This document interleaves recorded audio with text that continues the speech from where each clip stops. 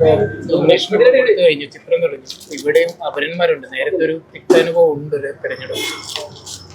അത് ലോക്സഭാ തെരഞ്ഞെടുപ്പിൽ അന്ന് 2009 868 വോട്ടിനാണ് 10 ലക്ഷം വോട്ടർമാരുള്ള ഒരു തെരഞ്ഞെടുപ്പിൽ അന്ന് പരാജയപ്പെട്ടത്. അന്ന് 5 അപരന്മാരുണ്ടായിരുന്നു. അപരന്മാരെ കൂടി എനിക്ക് ഒന്ന് 10,000-ന് മുകളിൽ വോട്ട് പിടിച്ചു. ഇവിടെ 2 മുഹമ്മദ് റിയാസ്മാരുണ്ട്. ജയ്പൂരിലെ ജനങ്ങളെ സംബന്ധിച്ചിടത്തോളം വളരെ വ്യക്തമായി കാര്യങ്ങളൊക്കെ തന്നെ മനസ്സിലാക്കി പോകുന്നവരാണ്. അപ്പം അതൊന്നും പ്രബുദ്ധരായ വോട്ടർമാരാണ്. ഇതൊന്നും വോട്ടർമാർ സ്വാധീനം ചെലുത്തുന്ന കാര്യങ്ങളല്ല.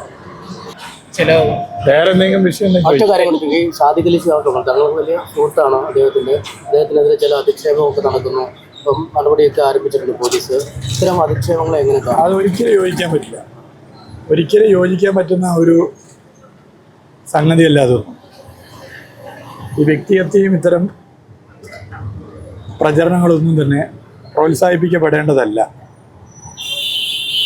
ഇപ്പോൾ സാദിഖ് അലി ശിഹാബ് തങ്ങൾ ഒരു രാഷ്ട്രീയ പ്രസ്ഥാനത്തിൻ്റെ സംസ്ഥാന അധ്യക്ഷനാണ്. അദ്ദേഹം എടുക്കുന്ന രാഷ്ട്രീയ നിലപാടിൽ വിയോജിപ്പുണ്ടാകാം.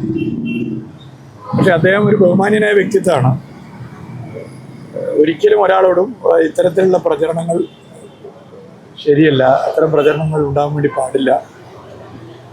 അത് ശരിയായ രീതിയല്ല. ഒരിക്കലും നമ്മളതിനെ പ്രോത്സാഹിപ്പിക്കാൻ പാടില്ലെന്ന് മാത്രമല്ല, ശക്തമായ നിലപാട് അത്തരം വിഷയങ്ങളിൽ പൊതുവെ സ്വീകരിച്ച് മുന്നോട്ട് വരേണ്ടതുണ്ട്. നിയമപരമായ നിലപാടുകൾ സ്വീകരിച്ച് മുന്നോട്ട് വരേണ്ടതുണ്ട്. എല്ലാവരും ബഹുമാനിക്കുന്ന ഒരു വ്യക്തിത്വമാണ് എല്ലാ രാഷ്ട്രീയ പ്രസ്ഥാനത്തിലെയും സംസ്ഥാന നേതാക്കന്മാർ. അതുപോലെ തന്നെയാണ് സാദിഖ് അലി ശിഹാബ് തങ്ങൾ. രാഷ്ട്രീയമായ വിയോജിപ്പുകൾ ഉണ്ടായേക്കാം, അത് രാഷ്ട്രീയമായ വിയോജിപ്പുകളായിട്ട് പോകാം. പക്ഷേ ഒരിക്കലും ഇതിനെ അംഗീകരിക്കാൻ പറ്റുന്ന കാര്യമില്ല. തെരഞ്ഞെടുപ്പിൽ ഇടതുപക്ഷ ജനാധിപത്യ മുന്നണിയുടെ ജനക്ഷേമ പ്രവർത്തനങ്ങൾ,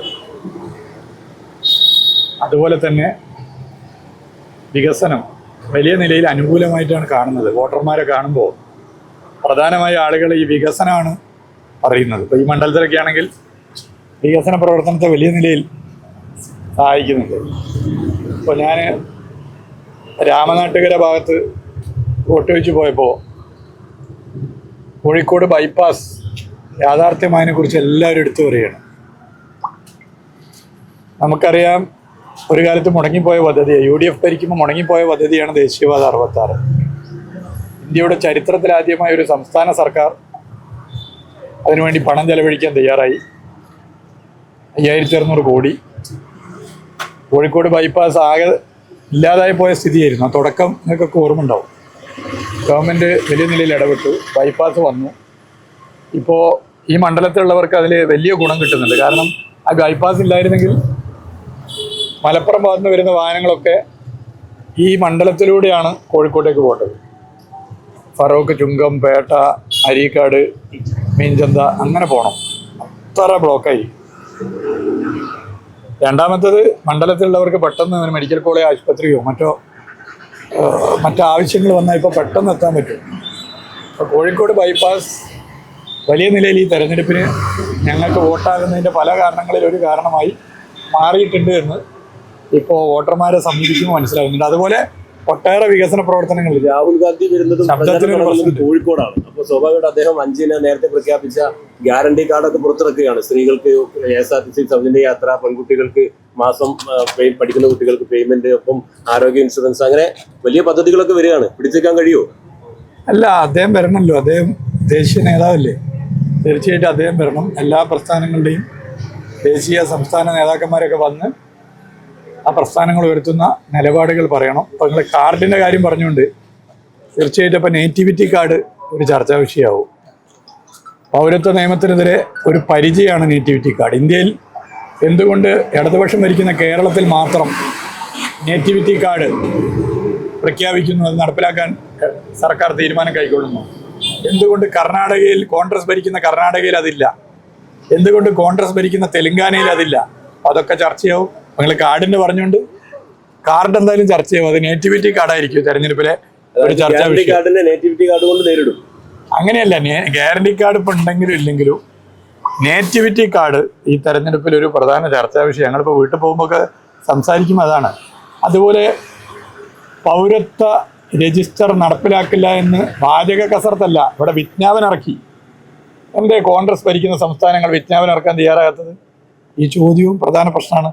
അപ്പോൾ എന്ത് കാർഡ് വേണം ഇറക്കിക്കോട്ടെ, ഈ തെരഞ്ഞെടുപ്പിലെ കാർഡ് നേറ്റിവിറ്റി കാർഡാണ്. നേറ്റിവിറ്റി കാർഡ് ഈ തെരഞ്ഞെടുപ്പിൽ പ്രധാന ചർച്ചാ വിഷയമാണ്.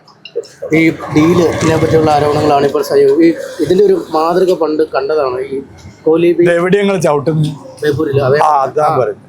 ഈ സ്ഥലത്ത് തന്നെയാണ് പെട്ടെന്ന് പോകാൻ പറ്റുന്നുണ്ട്. അല്ലല്ലേ ബേപ്പൂരിന്റെ മണ്ണ് ചവിട്ടിയിട്ട് ഡീലിനെ കുറിച്ച് പറയുമ്പോ കോലീബി കണ്ട മണ്ണാണിത്. Congress, League, BJP, doctor Madhavankutty, Shri KG മാരാരുടെ ആത്മകഥയിലുണ്ട് ഡീലിനെ പറ്റി 40 മണ്ഡലങ്ങൾ. അവിടെ നിന്ന് ഇങ്ങോട്ട് ഇതുവരെ എടുത്താൽ നിയമത്തെ അക്കൗണ്ട് തുറന്നത് വരെ BJP നിയമസഭയിൽ നിയമത്തിലൂടെ അക്കൗണ്ട് തുറന്നത് വരെ നമ്മുടെ മുമ്പിലുണ്ട്. കോൺഗ്രസ് എങ്ങനെയാണ് BJPയെ സഹായിച്ചത്? കോൺഗ്രസിനെ പ്രതീക്ഷയോടെ വിജയിപ്പിച്ച കർണാടക, BJPക്കെതിരെ ഒരു ഗവൺമെന്റ് വരട്ടെ എന്ന് പ്രതീക്ഷിച്ച് വിജയിപ്പിച്ച കർണാടകയിൽ ബുൾഡോസർ കൊണ്ടല്ലേ മതന്യൂനപക്ഷ വിഭാഗങ്ങളുടെ വീടുകൾ തകർക്കുന്നത്? എന്തേ കേരളത്തിലില്ലാത്തത്? ഇടതുപക്ഷമുള്ളതുകൊണ്ടാ? ശബ്ദമില്ലാത്തതുകൊണ്ട് അധികം പറയുന്നില്ല. ഇടതുപക്ഷമുള്ളതുകൊണ്ടാ? എന്തേ അവിടെയൊക്കെ വർഗീയ കലാപങ്ങൾ ഉണ്ടാകുമ്പോൾ കേരളത്തിലില്ലാതിരിക്കുന്നത്? ഇടതുപക്ഷമുള്ളതുകൊണ്ടാ? അപ്പോൾ ഇതൊക്കെ ജനങ്ങൾക്കറിയാം. അജണ്ടയെ വഴിമാറ്റാൻ വേണ്ടി എന്തെങ്കിലും കൊണ്ടുവന്നാലൊന്നും ജനം സ്വീകരിക്കില്ല. താങ്കൾക്കെതിരെ ഇപ്പൊ പ്രത്യേകിച്ച് ഒരാൾ ബേപ്പൂരില് ഞങ്ങളെ മുമ്പിൽ ഒറ്റ വിഷയമുള്ളൂ. ഇത് അമിത ആത്മവിശ്വാസത്തിലോ അഹങ്കാരത്തിലോ പറയല്ല, ഒറ്റ വിഷയം. 2021 സർവകാല റെക്കോർഡ് LDFന്റെ വോട്ട് 82,000 മറികടക്കണം. അത് ഞങ്ങൾ മറികടക്കും. അതിനു വേണ്ടിയാണ് ഞങ്ങൾ ഇടപെടുന്നത്. ഇത് അഹങ്കാരം കൊണ്ടോ അമിത ആത്മവിശ്വാസം കൊണ്ടോ പറയുന്നില്ല. ജനങ്ങളുമായി ദൈനംദിനം ബന്ധപ്പെടുമ്പോൾ അതിലൂടെ മനസ്സിലാവുന്ന കാര്യമാണ്.